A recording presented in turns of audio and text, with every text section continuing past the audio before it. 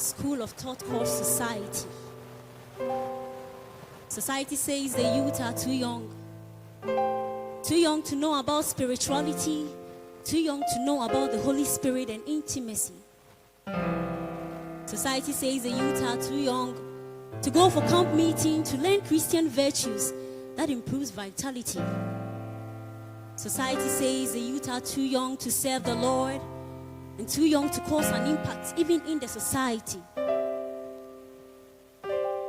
Yet, same society says the youth are not too young to explore their sexuality, watch pornography with all attention as if it is Christ's agony. Oh, what a pity, dear Lord. Have mercy. But if you are a youth, you listen to God and not society. You live to please God and not all the trends on TikTok, Facebook, Instagram, and all the others, etc. Well, society says what society says, and I say what I say, that the youth are not too young. So you are not too young. You are not too young to know and live for God. You are not too young to speak in tongues, to have an intimacy with the Holy Spirit. You are not too young to share your faith through evangelism, and you are not too young to take your sphere of influence. You are not too young to impact your generation with your godly influence. You are not too young to enter leadership, so don't limit yourself to just relationship. You are not too young to be a pastor. You are not too young to own your legitimate business. You are not too young to attain higher academic heights. Be a professor, doctor, lawyer, politician. Take all the accolades. I say, you are not too young. And so please acknowledge that to be a youth is a privilege. A privilege that must be guided by full knowledge of what God wants us to accomplish within this period, and that's on period. This is not a time for you to give your body and your heart to Odogu, because after he's done with you, he's going to tie it into Duku and play it like Ludu till you cry and say,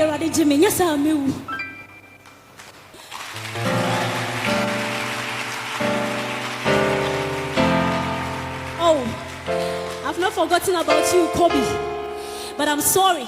This is not the time to play ladies like a hobby. It is time for you to serve God and serve Him right, to cause an impact in your world and to seek God's face day and night.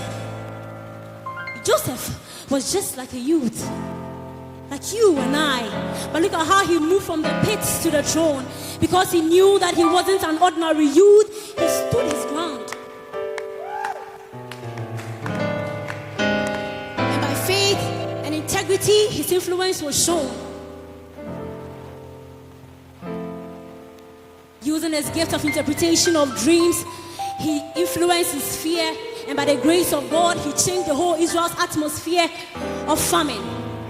So what are your gifts and what are your talents? What are your skills and what are your abilities? Are you using them or you are abusing them? How can you influence your sphere when your voice is so hard to hear, or because of fear? Or don't you know that a man's gift makes room for him and causes him to stand before kings? Don't you know that there is this treasure in earthen vessels, that the excellency of power may be of God and not of yours? Well, now you know that there is something greater within you that is beyond ordinary, and that the world needs to see your distinctive originality. Bro, you're not too young for God to use to change the world. Sis, you're not too young to take your sphere of influence. Time will not permit me to talk about Daniel and his friends, but even in the den and fire, they stood for God and ended up turning the whole generation of Israel's heart to God. My brother, my sister, and don't you know that before you influence your sphere, you need preparation and availability? But in your availability to serve God and humanity, do not rush like you're going on a date with rush, but remain humble, that you will become fruitful. And just like fire is good but can destroy when not in good use, So is the energy in the youth. When misused, it causes abuse. So do not refuse to submit to authority, so God can see your humility and give you the keys to influence your society.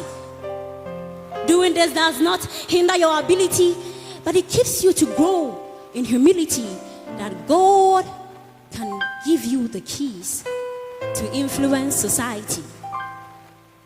And so youth, oh youth, yes, remember your Creator now while you are still young. And just like Paul said to Timothy, I stand here in this auditorium and I tell you today that do not let anyone despise your youth.